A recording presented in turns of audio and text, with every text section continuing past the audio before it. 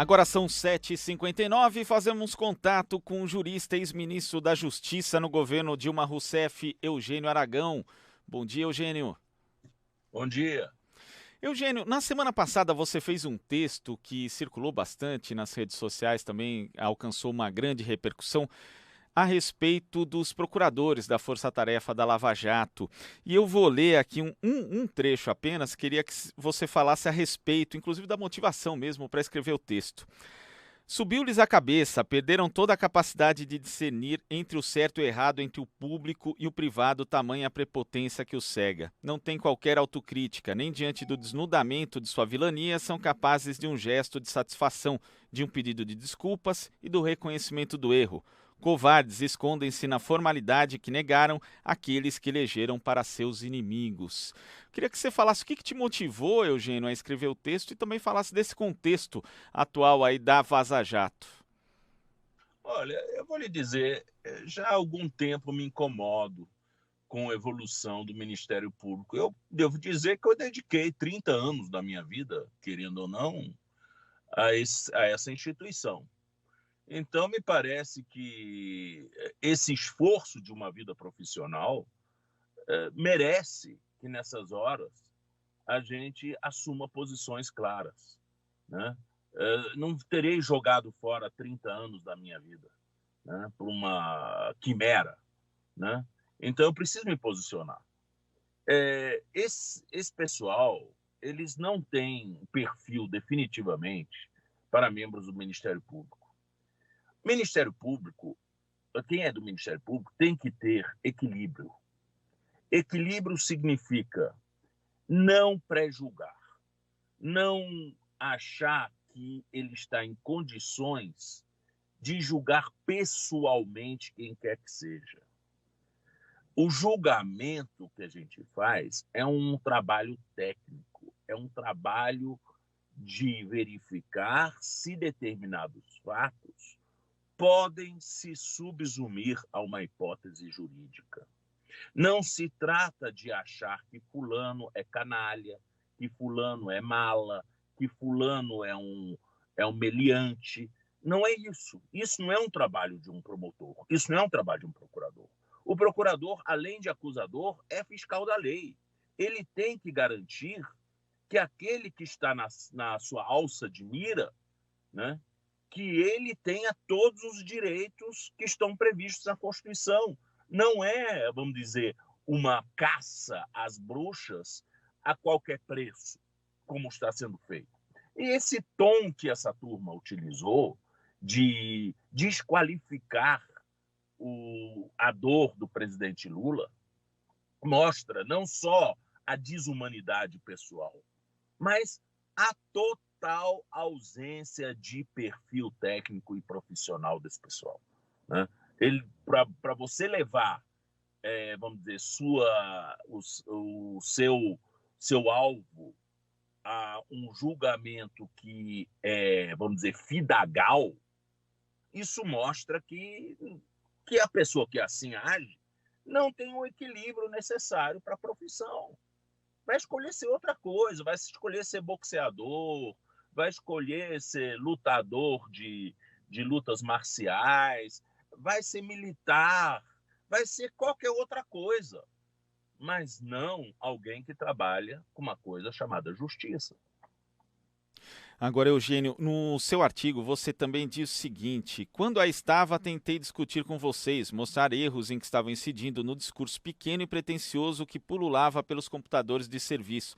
Fui rejeitado por isso, porque Narciso rejeita tudo que não é espelho e me recusava a me espelhar em vocês, fedelhos incorrigíveis. Eu queria saber como é que foi essa sua tentativa de alertar, né, procuradores de que eles Olha, estavam incorrendo em erro, na verdade.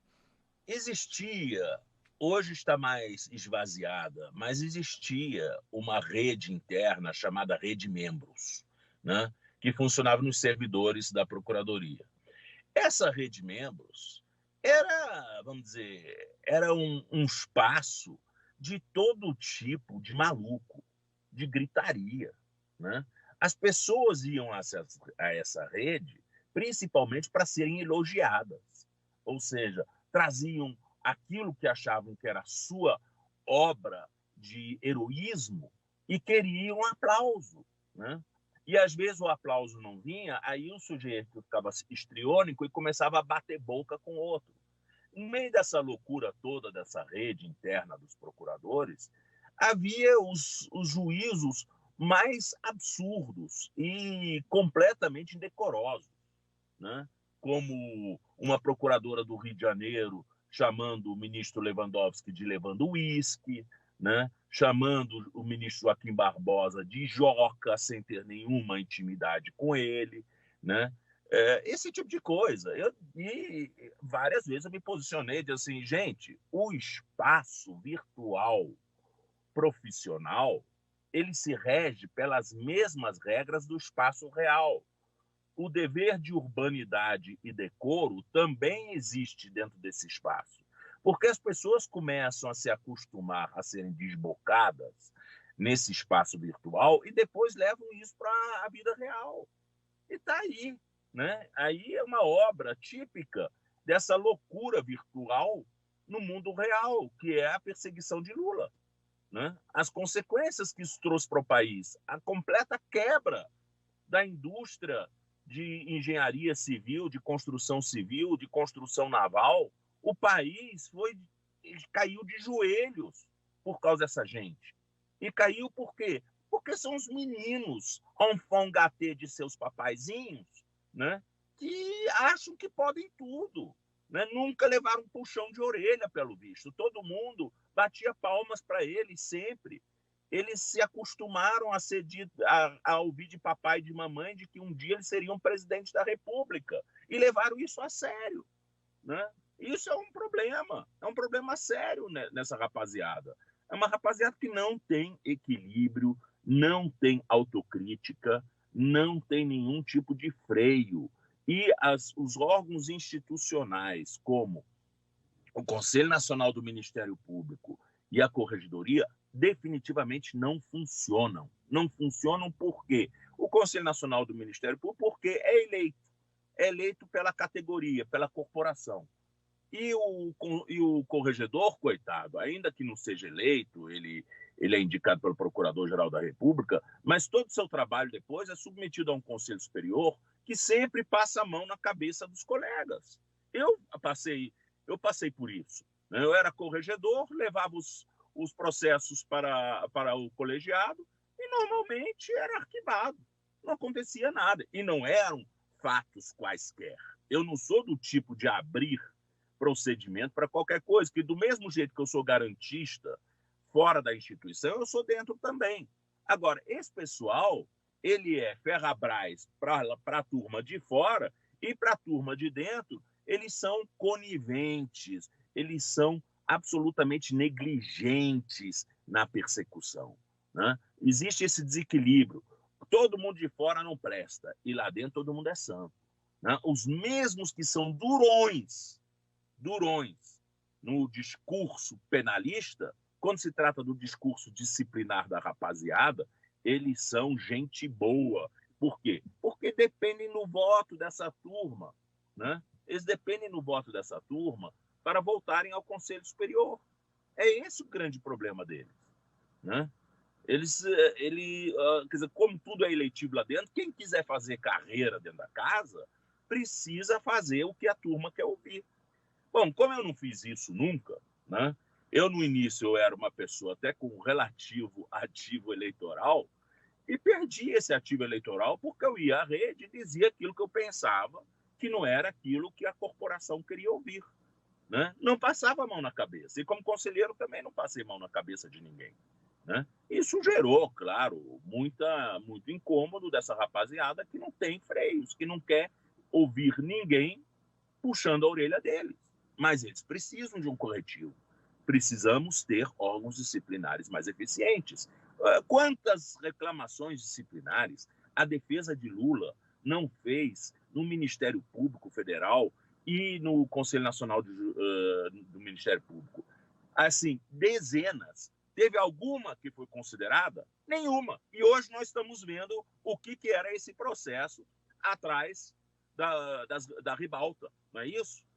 Agora, Lula nunca teve um único processo dele, disciplinar, contra essa rapaziada, reconhecido como procedente.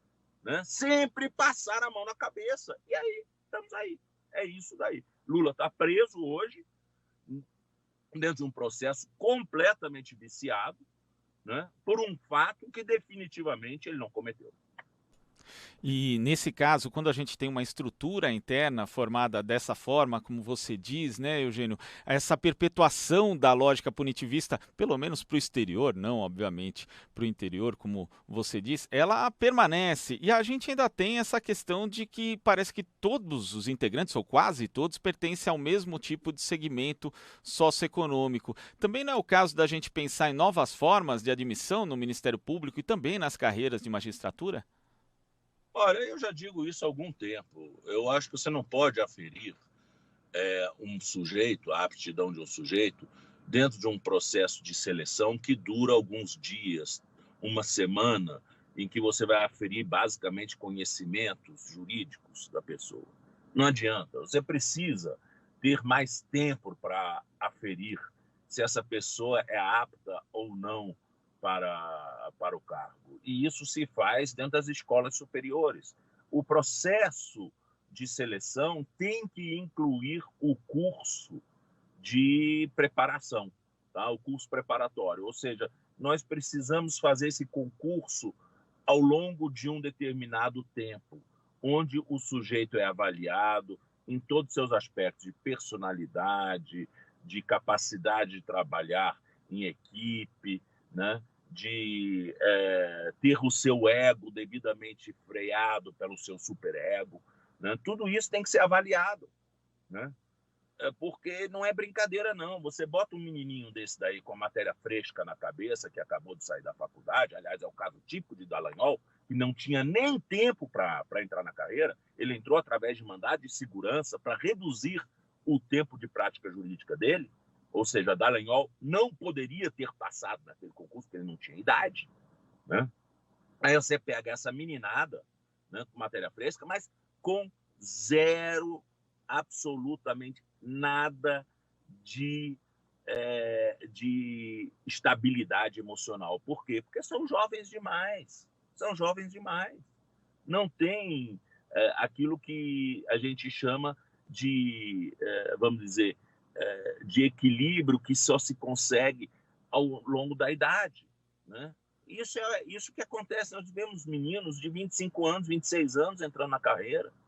Né? Entrando na carreira e no dia seguinte eles vão para um lugar como Macapá, por exemplo, onde eles se igualam ao governador, ficam olhando no mesmo nível que o governador, para os olhos do governador, com uma carteirinha linda, com uma estrela da República, um brasão da República metálico, que eles se acham, né? Ficam dando carteirada para cima e para baixo.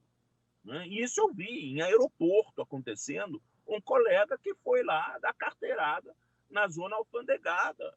E ele estava de short e sandália havaiana para ir buscar o irmão dele. Como o irmão estava demorando, entrou na área alfandegada. Quando a chefe da fiscalização foi lá perguntar para ele o que ele queria, ali, o que ele estava fazendo ali, ele mostrou a carteira. Ela tomou a carteira dele, ele começou a se exaltar, né? Ela foi lá, tirou cópia da carteira e mandou tirá-lo para um policial da área alfandegada. Lá ele não tinha nada a fazer.